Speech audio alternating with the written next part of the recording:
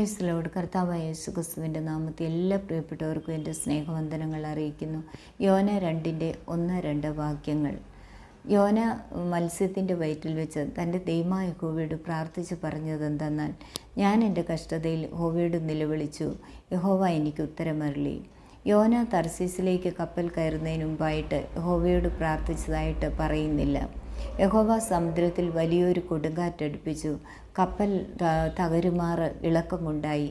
ആ സമയത്ത് കപ്പൽക്കാർ തങ്ങളുടെ ദേവനോട് പ്രാർത്ഥിച്ചു. എന്നാൽ യഹോവയെ ആരാധിക്കുന്ന യോന പ്രാർത്ഥിച്ചതുമില്ല, ഗാഢനിദ്ര വിട്ട് ഉണർന്നതുമില്ല. അത്രയ്ക്ക് യോനയുടെ ഹൃദയം കഠിനപ്പെട്ടു പോയിരുന്നു. എന്നാൽ മത്സ്യത്തിൻ്റെ വയറ്റിൽ വെച്ച് യഹോവയോട് പ്രാർത്ഥിച്ചതായിട്ട് തിരുവചനം പറയുന്നുണ്ട്.